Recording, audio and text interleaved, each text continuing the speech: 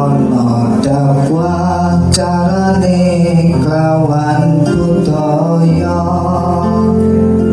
kaya dene Kanjeng Sunan Kalijaga pituture mlebu ati karasa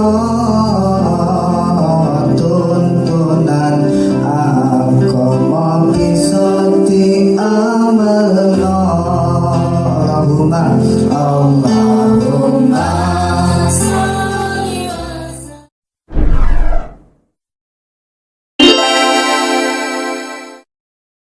wonten ngarsanipun para alim ulama saha pangarsa agami ingkang tansah muring budi saha kawula aosi. Wonten ngarsanipun para tokoh masyarakat, para bapak RT RW, pangemban-pangembaning praja ing pinangka songsong agung wonten ing tlatah pundi niki Pak? Getak sajen, getak apa ngentak? Kula kita getak. Ngentak nggih ingkang tansah kawula taati wonten ngarsanipun para dilenggah para bapak ibu sedaya hadirin hadirah ingkang tansah kawula hormati ugi para kadang-kadang kaneman kadang muda taruna ingkang tansah kawula tresnani boten katalumpen fadilah laras campur santri sound system sedaya ingkang sami rawuh mugi-mugi pinaringan rahmat barokah saking Allah taala Allahumma amin. Saderengipun kawula dherekaken anggen kita ngaturaken puji wonten ngarsa dalam Gusti ingkang sampun maringi kanikmatan ingkang kita tampi katitik wonten palenggan punika kula panjenengan sami pikantuk sehat wal afiah mboten enten sing watuk ta Pak. Pikantuk sehat wal afiah, boten pilek, boten mbasumbis, alhamdulillah. Insyaallah sedaya nikmat ingkang langkung ageng menika nikmat iman takwa pramila kita syukuri kanthi tahmid hamdalah sesarengan alhamdulillahirabbil alamin. Ingsun mimiti amuji anyebut namane Allah kang murah ing donya kabeh. Nika asmara dono nggih Pak. Nek lentu ya nyapunten wong canom. Tembe asih ing akhirat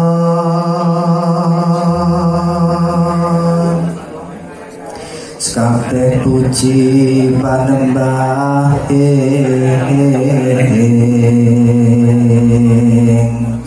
sedaya ning katur dhateng Rabbil alamin. Niki kula ngawiti tradisi kuno jane malam Sabtu pun ditenggo niki ning kula pamit kok isih do nglumpuk teng griya nika maosan layang ambiya Mbah. Enten sing ikutan Mbah layang ambiya kangge arep pegon nanging maca pat. Dadi manungsa jandang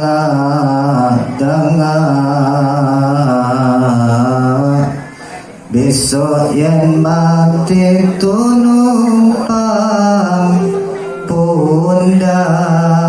Sapa sing ngomong becak? Dicemplungno pelangane landang banjur diuruk terus diidak nggo sithik salatullah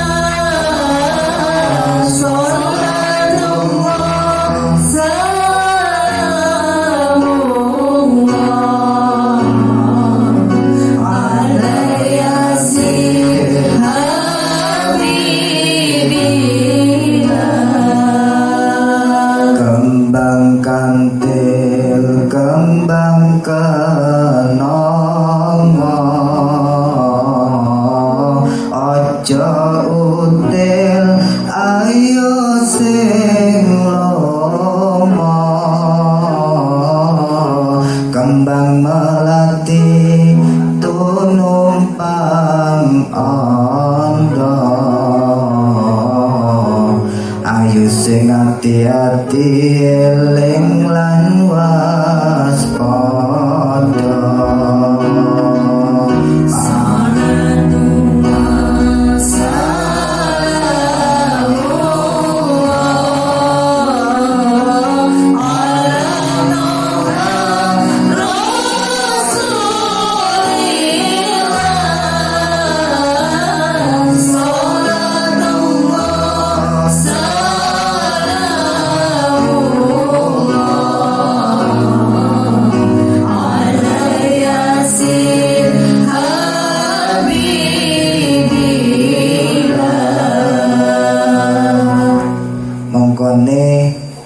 Matur wonten ing mriki bilih sak dhuwur-dhuwure jabatan, sak sugih-sugih bondo, sak dawa-dawane gelar ngantos kaya sepur ditarik-tarik nika nek mati mung diidak-idak. Sinten sing idak-idak?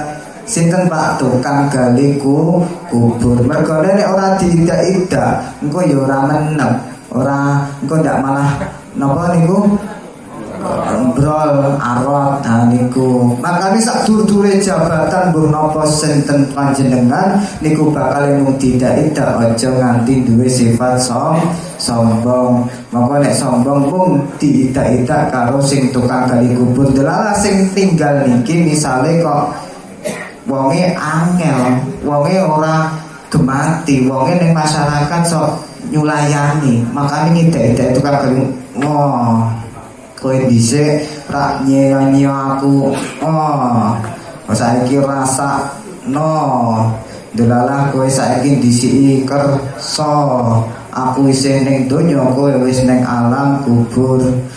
Menika rak malah diidak-idak karo sing ahli kubur. Ananging kula yakin wong gali kubur iki susah, atine ditata wong kaya dene wong sing sabar menika mesti ora enek wong sing idak-idak karo muni-muni. Sing ana ning aduh kono nggih Pak. Mriki rak mboten enten to Pak. Enten ahli kubur mboten niki sing rawuh. Sok muni-muni mboten karo idak-idak ngoten.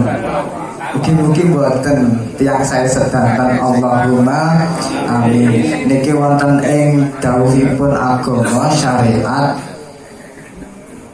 Mas Yayan utawi Bapak Yayan utawi Tukimin Ibu Fitri menika pun nglampahi ingkang kasebat kula min murtahanun bi'aqiqatihi. Kabeh bayi sing lair kuwi tergadi, kabeh bayi sing lair kuwi sing duwe tanggungan.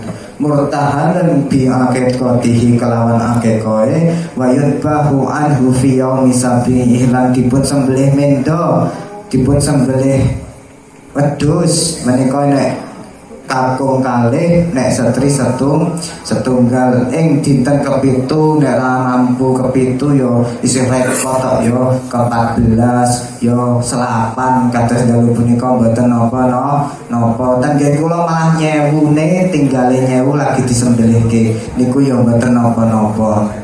Wayuh lampulan dicukur gundul rambute niki wau dicukur pun didungani wayu sama diwene tenger sanjange sing baharno wau asmane Sintia Rizki Azali. Napa artine Mas Tukimin, Pak Tukimin iki?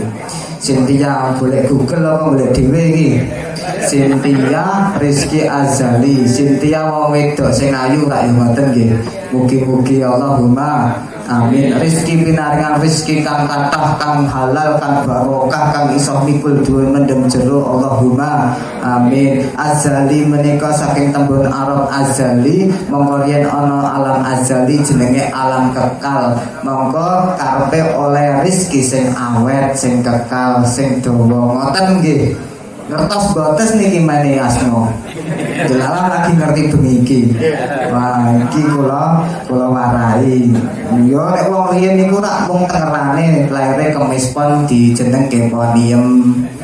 Riye wage dijenengke wagiem apa wagiatun apa sinten nika nganggo tengeran nganggo donga. Saiki gampang Pak ketik nama yang baik buat anak cowok neng Google metu dhewe, nama yang baik buat anak cewek neng Google metu dhewe. Oleh golek Google ning kudu ngerti maknane, kudu serat makna, iso ngartekke wong kuwi dadi donga. Salajengipun menika menawi nek wonten masyarakat ana sing ora mampu nyembelih mendo pripun, wonten ing kitabipun Al-Muwatta karyanipun Imam Malik sami tu abi wa yuhasibu bi aqiqatihi walau bi asfurin. Maksude napa? Nek kowe kuwi duweni putra ya aqiqana senajan walau bi asfurin, utawa nganggo pitik, utawa nganggo gemak, utawa nganggo manuk emprit ana misale. Niku mboten napa-napa estu kitabe wonten.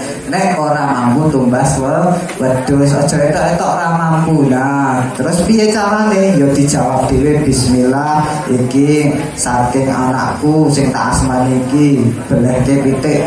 Terus ngoten dimasak kingkung, diundangke kanca-kanca ayo makan bareng-bareng. Sebabnya napa kekon niku penting, nek dereng sempet ngakekohi wong tuwa ora oleh hak wonten ing alam akhirat, tegese nek anake saleh, amin, anake ahli ilmi, tumindake becik sing apik kathah, iso nyafaati wong tuwane ning akhirat, sok ben ora iso nyafaati sing terhalang mergo ketergadai, mergo isih ning napa namine sanggemane niku kudu dibayar sik akekah walau bin asburin senajan nganggo gemak. Nah iki mun mugi-mugi dados ilmu. Sok nek wis duwe wedhus, sok nek wis mampu tuku mendo niku yo disembelih-mbelih mboten napa-napa.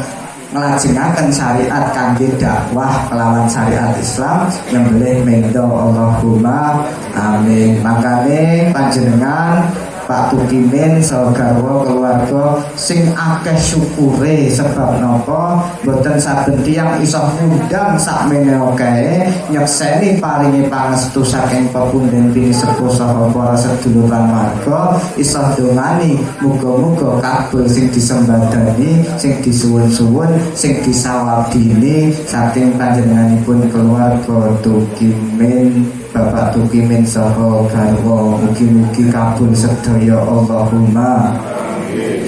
La ta'adzana rabbukum la in syakartum wa la in lazidannakum wa la in kafartum inna adabi la syadid.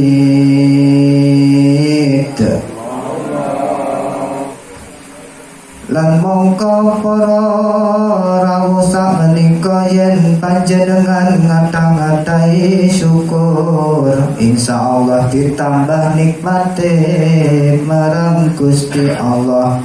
Yen panjenengan kufur ora oleh syukur, Rasulullah wae nyacat wae kok udan meneh, nek panas kok panas meneh. Wis pokoke dicacati wae kabeh sembarang wedange kurang ngene panganane kasinten dicacati wae. Inna ada bila sadid mongko satemene nikmate kuwi bakal malih dadi adab kang pedhe. Ha iki oke sing seneng nyacat apa ora tiyang mriki muga-muga mboten enten. Allahumma sholli wa sallim iman ala mada salli wa sallim iman ala mada wal ali wal ashab iman qad wahada wal ali wal ashab iman qad wahada.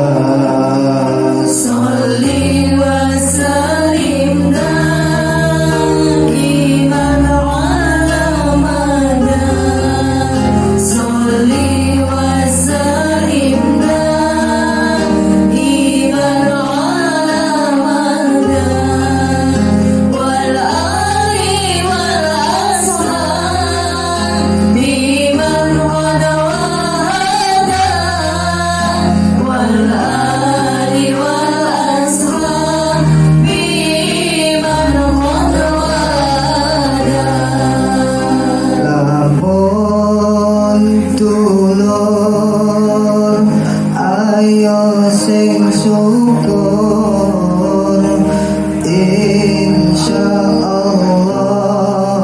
rezekine tambah semulur.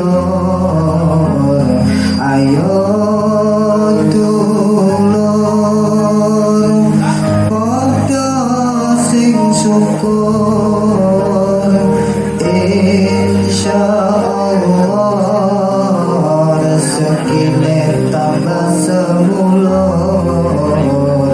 Lamun dulur sira ora syukur, malah dadi kufur, donya akhirat bakal ajur.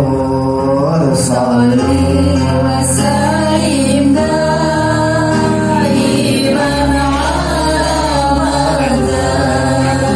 Sholli wa sallim daiman abadan. Wal ali wal ashabi man qad wahada. Wal ali wal ashabi man qad wahada. Mula ayo dulur padha ngaji ya, insyaallah uripe tambah narima. Mula ayo dulur padha ngaji ya, insyaallah uripe tambah narima. Kanthi bisa nepi perkara dosa, kanthi ati ikhlas dunya akhirat bisa mulya.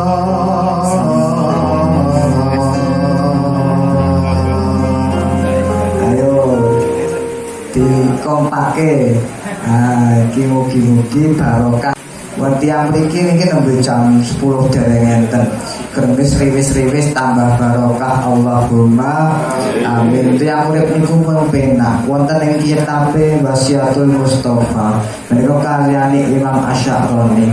Tiyang urip meniku mung 3 perkara. Napa niku? Man an'amallahu alaihi, man sapa an'ama sing diparingi nikmat Allah alaihi ing atasahi sapa man sing nampa nikmat menika fasyakara mongko syukur. Wa batalahu fasobaro lan mongko sapa sing diparingi ujian, diparingi cecoban menika fasobaro mongko sabaro. Wasa alan sapa tumindak dosa kebajo tergelincir kemaksiatan, ninggal salat, terus lali ngaji, getak wong tua misale niki wau fastaghfaro mongko padha istighfar.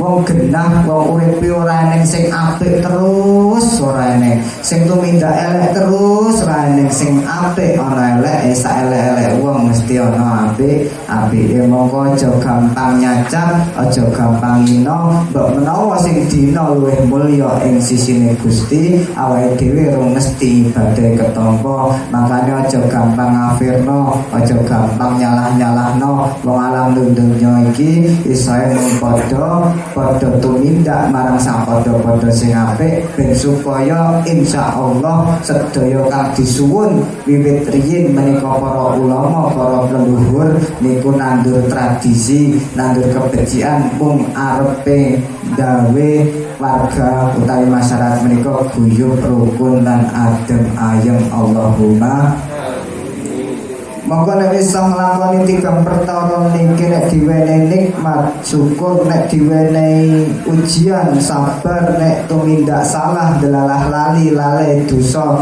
menika terus istighfar, dakhalal jannah mlebu swarga min ayyibin sa'a saking lawangan diwe sakarepmu. Allahumma Amin. Niki dawuh Kanjeng Nabi marang Sayyidina Ali karamallahu wajhah radhiyallahu anhu.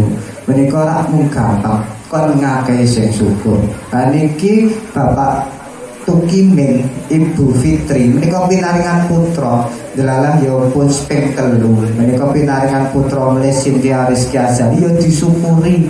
Aja malah waduh biaya meneh, waduh pragati meneh. Nika ampun kudu disyukuri. Sok-sok malah didongake dikidungke. Tak lelo saged lelo lelo letu. Coba nengok anakku sing ayu, anakku sing ayu rupane, yen nangis dak ilang ayune. Yo tak lelo lelo lelo leto, coba nengok anakku sing ayu, anakku sing ayu rupane, yen nangis dak ilang ayune. Tak kadang bisa urip mulya dadiya wanita utama ngaluhurke asmane wong tuwa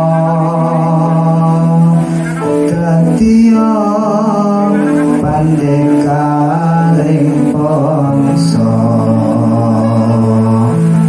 Wis cepet anakku kae mulane gandari kaya buta gegilani lagi goleki cah nangis tak lelo lelo lelo lelo leto, coba nengok anakku sing ayu, tak emban sedang cari kau, yen nangis romo ibu bingung. Diangen-angen dikidung-kidung ngaku sholawat ya iso. Ya Nabi salam alaika, ya Rasul salam alaika, ya Habib salam alaika, salawatullah alaika. Ini kira kidungan tiang kuno niku sae, Pak. Mantep nek rasa enak ya iso dienggo donga. Arbaun min sa'adatil mar'i utawi petang perkaya kang bunga-bunga. Ingkang kaping sepisan nggih menika antakuna zaujatuhu sholihah utawi duweni garwa bojo ingkang saleh kelawan sholihah. Allahumma setiap keindahan perhiasan dunia hanya istri salehah perhiasan keindahan duwe bojo. Nek kanggone kancaku sing rada lemu jenenge Mas Trianto Gombong kae, sing rong duwe bojo lagune beda. Lagune ngeten iki. Lagune kalih-kalih nggo maem daharan. Ku cari-cari teman hidup yang sejati. Sakit ya? Sampai sekarang belum juga ku jumpai. Ku ingin menikah walau hanya sekali. Rukun bahagia sampai anak cucu nanti. Di dalam doa malamku aku memohon padamu, semoga nanti jodohku dia yang sayang padaku. Soal miskin atau kaya bagiku tiada problema. Yang penting dia setia, beriman serta bertakwa. Putrinya Bapak Kiai urung iso sedigara Mas Paris. Nah, kali sing nyanyi latihan ora ke lagu Arab tok, lagu sing budidaya sing yo isa dimaknani. Monggo panjenengan menawi pengen gadahi putra, pengen menawi gadahi garwa ingkang soleh menika, soleh kadang salah paham, Pak. Awake dhewe kadang ora salah paham, tiyang soleh niku anggere wis a'udzu billahi minasyaitonir rajim. Isa ngaji ngoten maksude. Niku wis diarani soleh. Boten Pak dereng. Kula niku derek ngajar ten Yogyakarta yen taun 2016 menika wonten ing metode Iqra, wonten ing metode Umi niku nggadahi syahadah mbiyan menika. Tujuan agama mboten mung niku. Makane nek tiyang soleh menika tegese napa? Wonten ing kitab Wasiatul Mustafa, yuslihu bainallah wa yuslihu bainan nas. Iso dandani hubungane marang Gusti Allah lan iso dandani hubungane marang sak padha. Iso ngaji ya alhamdulillah. Nek iso ngaji nek isin buat sampah sembarangan jenenge urung soleh. Iso ngaji pengen pengajian budal pengajian iroh lemah, iroh wit-witan jeblok ngalangi dalan ora disingkirke iki ya urung soleh. Arepe nang masjid budal sik dhewe sadurunge komah pengen oleh rakaat, pengen oleh ngarep dhewe sop sing paling depan. Ananging iruh uang kok timik-timik munggahke barang ora mandeg ora ngewangi niku dereng termasuk tiyang sing soleh. Monggo soleh iso dandani hubungane marang Gusti Allah, iso dandani hubungane marang sak padha-padha. Ingkang nomor kalih wa yuslihu dinuhu bil amali sholeh, lan iso dandani agamane ora rumangsa agamane paling bener, peh wis olah, peh wis ibadah terus ngenyek sing ning omah urung ibadah, peh wis jamaah terus ngenyek sing salat ning omah. Niku mboten pareng, mergo agama kuwi urung mesti ditampa, mergo agama awake dhewe kadang Allahu Akbar. Waduh, sapiku gemoh iki ya. Bismillahirrahmanirrahim. Alhamdulillahi rabbil alamin arrahmanir rahim maliki yaumiddin iyyaka na'budu wa iyyaka nasta'in ihdinas siratal mustaqim siratal ladzina an'amta 'alaihim ghairil maghdubi 'alaihim waladdallin. Amin. Niku kadang kala ya ora konsen. Waduh iki mau wis tekan ngendi, surate apa, rakaate pira, kadang lali. Makane dandani terus nganti sak lawase nira seumur hidup kudu iso dandani agama. Ingkang paling abot terakhir niki. wa yardali nafsihi wa yardali nas kama yardali nafsihi. Ridho marang wong liya kaya dene awake dhewe pengen diridani. Contoh, wong sing saleh kuwi nek ora pengen dicacat aja nyacat, nek ora pengen digrenengi aja grenengi, nek ora pengen dina aja ngina-ngina. Niki wong sing saleh. Makane wong sing saleh, oh aku pengen dilem ngelem wong liya, oh aku pengen diapiki ngapiki wong liya, oh aku pengen dibasani wong liya, ora cakcuk.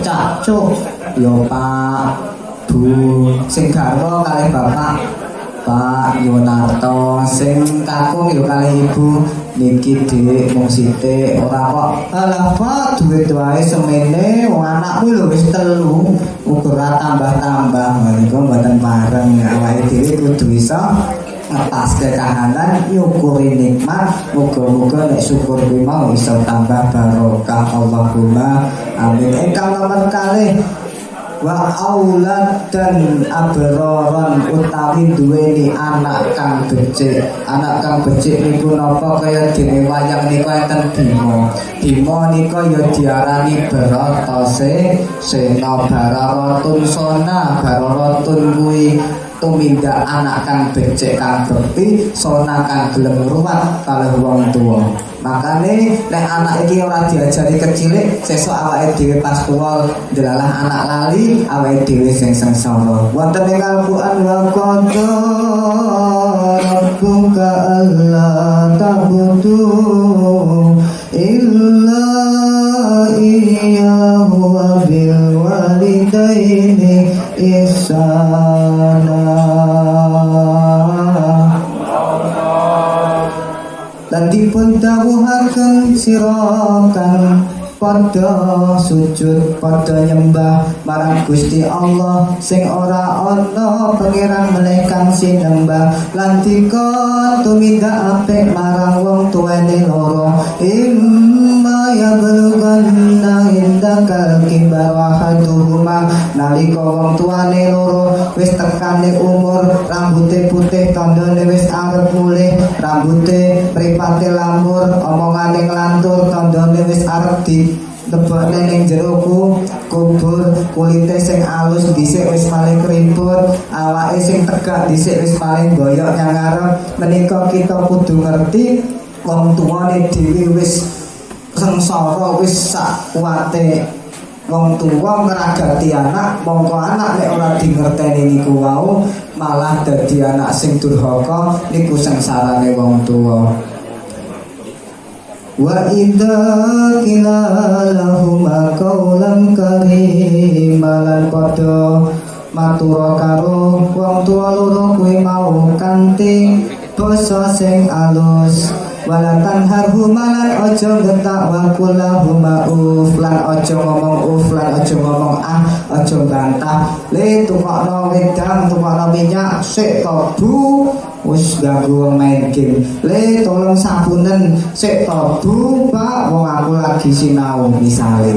Niki kita pedang didik putra supaya aja gampang bantah, men supaya nesuk nek tuwa tekane matine wong tuwa tetep iso ndongake wafid lahu majanahatul minar rahmah kanthi donga kang tulus ikhlas. Rabbirhamhuma kama rabbayani shaghira. Allahumma duh Gusti Allah Rabbi irhamhuma tresnanono wong tuaku loro kama rabbayani nalika wong tuaku kuwi nalika tresnani aku ngrumat aku awit cilik ngantos sakmene sagira. Kama rabbayani sagira, ya Gusti paringono welas asih dumateng wong tuwa sing luwih bangane sing diwenehke marang aku. Allahumma amin. Namakane dadi anak sing iso kaya Bararatun Sona Bratasena ya Werkudara warkaun dauron. Napa warkau mongko ruku mongko ibadah salata, dauron kuwi sing ora mubeng ora pedhot-pedhot. Maksude napa salat 5 waktu metu. Makane duwe kuku koncono noko aja nganti ninggalke salat, ngajari akhlak ya ngajari salat. Wiwitane duwe anak aja nganti duwe anak sing nyacat, ya kudu gelem salat, ya kudu gelem patuh karo wong tua, minimal diajari basa Allahumma. Aduh Rama ibu ngapuran anakku, yen nganti ana salah lan luputku, tumaksani aku duweni dosa nganti saiki isih krasa ning dodo. Dados mboten kok. Dadi kok mboten ya rina wengi ralari tansah ndedonga memuji marang kuasa.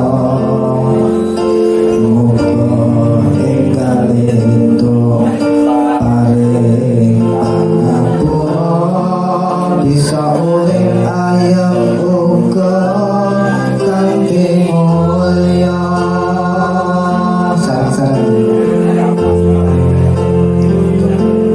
Ganti ono anak wani marang wong tuwa, yen nanti ono sewu siji sing wani.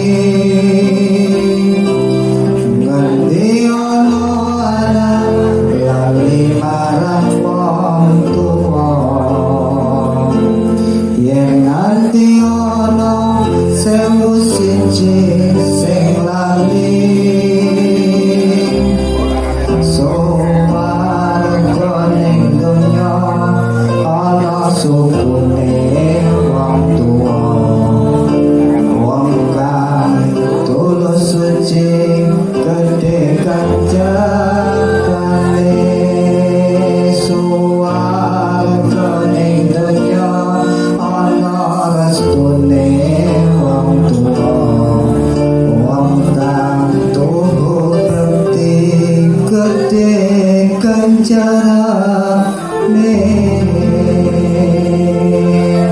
Solihin gawe yo lingkungan yo omah yo kanca dolane putra kuwi sing karo wong-wong kang saleh, sing karo wong-wong kang becik, kang apik akhlake. Mergo kumpulane nek ora karo wong apik, teko-teko klumpuk-klumpuk grenengan nek awake dhewe lunga, awake dhewe sing digrenengi ganti kathah napa kathah, Pak? Kathah. Lah iki makane gawe lingkungan sing saleh. Muga-muga ya iso nyekolahke nggon sing agama, mbok menawa di madrasahke utawa di pondok pesantrenke, iso dadi salah siji ngono di pesantrenke, iso dadi wong sing mengko nulungi wong tuane wonten ing alam akhir menika saged keluargake. Ingkang nomor sekawan nggih menika mbok menawa rezekine tiyang sepuh menika wonten ing min rizquhu fi baladihi, oleh rizki menika wonten ing lingkungane dhewe, ning kabupatene dhewe, kutane dhewe, ora sah merantau niku bungah atine. Kokeh wong sing merantau sing dodol es misale ning ra ketemu keluarga mung setahun pisan pindho ping telu.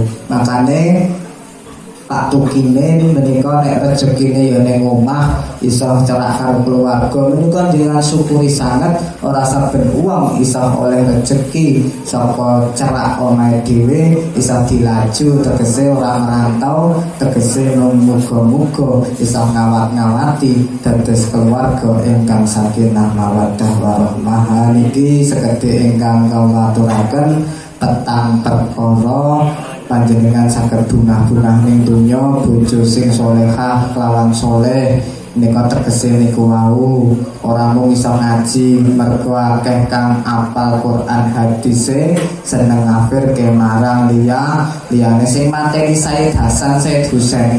Membunuh mereka adalah ahli Quran, maksudnya hafal Quran.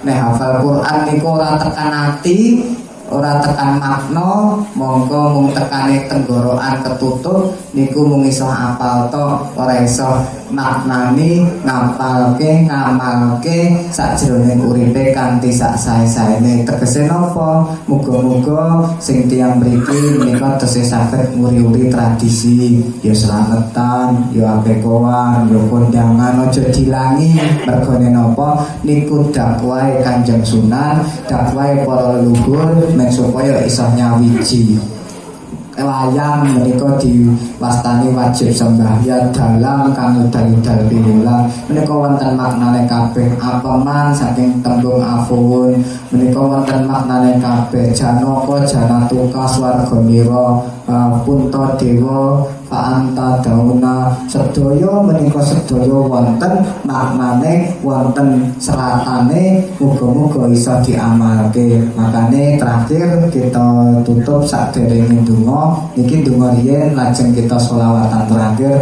mugi-mugi ingkang kalampahan dalu punika dipun ridani Gusti Allah ila hadratin Nabiyil Mustafa Sayyidina wa maulana Muhammadin sallallahu alaihi wasallam wa ala alihi wa aswaji wa auladihi wa duriyati wa li baiti wa ashabihi wa ummatihi wa min kulli ahli minhum ajma'in wa min ahli silsilatihi wa duriyatihi ila yaumil qiyamah wa man tabi'ahum bi ihsanin ila yaumil akhir sayyulillahi lahumul fatihah. A'udzu billahi minasyaitonir rajim. Bismillahirrahmanirrahim. Alhamdulillahi Rabbil Alamin Ar-Rahmanir Rahim Maliki Yawmiddin Iyyaka na'budu wa iyyaka nasta'in Ihdinas siratal mustaqim Siratal ladzina an'amta 'alaihim ghairil maghdubi 'alaihim waladdallin. Amin. Khususan Bapak Tukimin Sagarwa Saputra sedaya muga-muga sedaya barokah ilmu, barokah sedekah, barokah silaturahim, barokah sedaya kesayangan wonten dalem punika saged tumpeblek dayani dumateng keluarganipun pinaringan rezeki ingkang halal lan thayyibah berkah melimpah fid dunya wal akhirah selamat wilujeng fid dunya wal akhirah sehat wal afiat dan bisa balak musibah fa insyaallah pinaringan keluarga sakinah mawaddah warahmah uga sedaya ingkang sami rawuh mugi-mugi pinaringan sedaya donga menika wangsul dumateng sami rawuh keluarganipun sederekipun putranipun kasebanten sedaya panyuwunanipun sayyidillah wali hajatina wa barik maqasidana al-fatihah. A'udzu billahi minasyaitonir rajim. Bismillahirrahmanirrahim. Alhamdulillahi rabbil alamin arrahmanir rahim maliki yaumiddin iyyaka na'budu wa iyyaka nasta'in ihdinas siratal mustaqim siratal ladzina an'amta 'alaihim ghairil maghdubi 'alaihim waladdallin. Amin. A'udzu billahi minasyaitonir rajim. Bismillahirrahmanirrahim. Astaghfirullahaladzim wa atubu ilaika ya ghafur ya rahim bi rahmatika ya arhamar rahimin.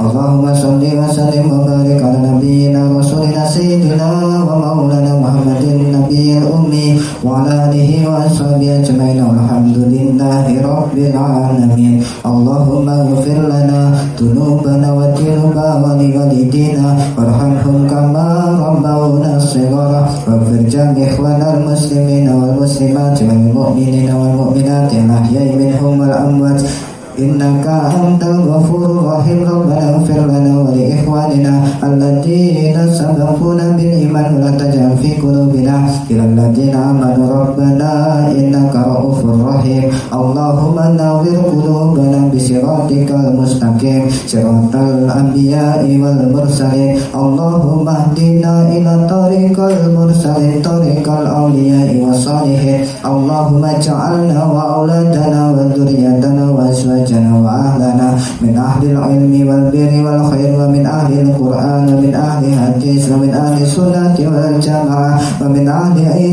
ibadah fi istiqamah wa min ibadika salihin wa assalamu alaina wa ala ibadika salihin salimna ya Allah minal bala wansurna alal qawmil kafirin Allahumma ya wafu anna waghfir lana warhamna anta maulana fansurna alal qawmil kafirin Allahumma inna nas'aluka salamatan fid din wad dunya wal akhirah wa afiatan fi jasadina wa ziyadatan fi ilmina wa barakatan fi rizqina wa taubatan qabla al-mautina wa rahmatan indal mautina wa maghfiratan ba'dal mautina Allahumma hawin alaina fi syakaratil mautina wa najatna minan nari wa lafa indal hisab Allahumma tawil umurana wa sa'ya jasadana wa sabit simana wa munawir qulubana wa asin a'malina ila khairi qaribana wa wasi' arzaqana wa qdi hawaijana fid din wad dunya wal akhirah Allahumma aslih lana dinana lati wa ismatu amrina wa aslih lana dunyana lati fi amashuna wa aslih lana akhiratana allati amatuna wa ja'alil hayata ziyadatan lana fi kulli khair wa ja'alil mauta rahatan lana min kulli syar Allahumma rabbana taqabbal du'aina wa qablan hajatina wa balik maqasidana biwasilatihi ya Allah rabbana atina fid dunya hasanah wa fil akhirati hasanah wa qina adzabannar sallallahu ala nabiyyina rasulina sayyidina wa maulana Muhammadin nabiyil ummi wa ala alihi wa sahbihi wa sallam subhana rabbika rabbil izzati amma yasifun wa salamun alal mursalin walhamdulillahi rabbil alamin al-fatihah.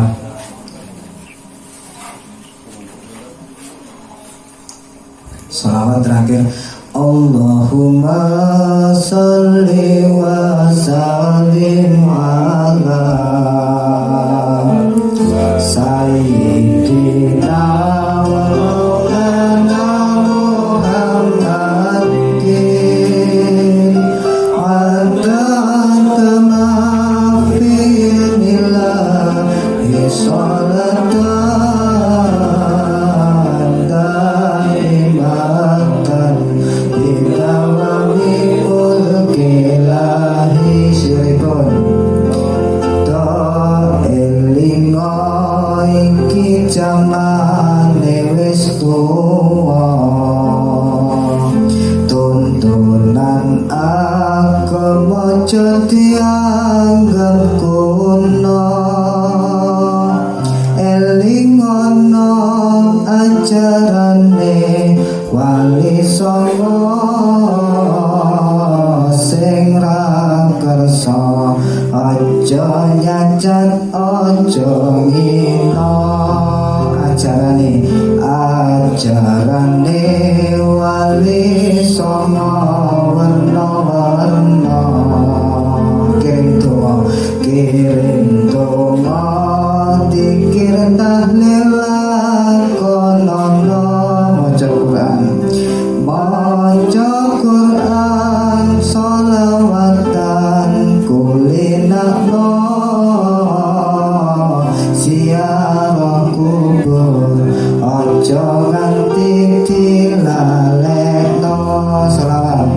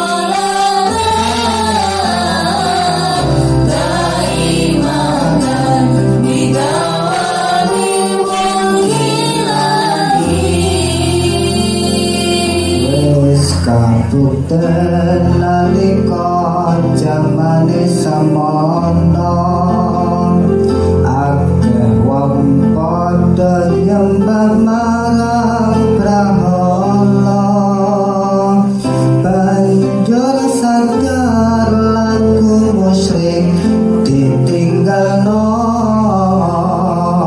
padha derek ajaran dewa Songo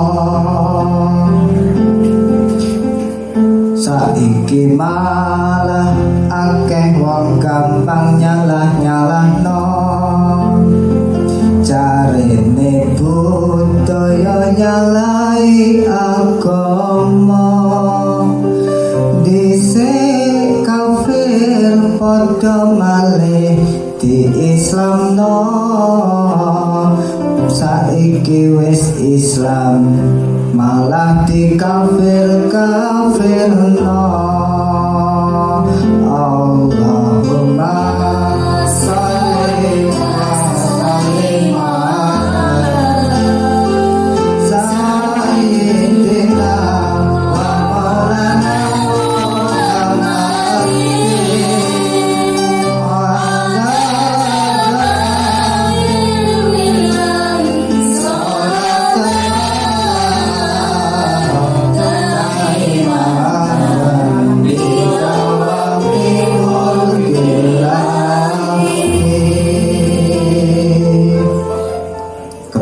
matur wonten ngarsanipun para bini sepuh kasepuhan sedaya para lenggah mbok menawi anggen kawula matur menika tasih tiyang enem dilalah kula yo pernah mudin wonten desa Wiro niki yo sederek kula sedanten ngruweng yo mlebet Wiro kula niku yo mung saduriyah kalih sedaya leluhure tiyang ruweng niki sedaya kanca fadilah laras menawi wonten nepat nggihipun ngaturaken dakwah seni nada dan dakwah campur santri menika muga-muga gampang ditampa kalebu wonten ati kanthi cetha mbok menawi enten klentah-klentu matur nyalai kono kene nyinggung kono kene menika merga bodhone kula nyuwun agunging pangapura lan menawi wonten resipun menika saking Gusti Allah taala kawula sampun ngestuaken dawuh saking panjenenganipun Bapak Bukimin menika sampun matur wonten pangarsa panjenengan mugi-mugi dipun ikhlaske kirang lupute mugi-mugi dipun ikhlaske menawi ana salahe menawi wonten saene mugi-mugi kesaenan menika dhateng panjenengan sak keluarga saking kawula enten klentah-klentu matur lepat tindak tanduk wonten dalu panika estu mangsuli saking diri pribadi nyuwun agunging pangaksami wal akhiru kalam wallahul muwaffiq ila aqwamit thoriq akhiru kalam assalamualaikum warahmatullahi wabarakatuh.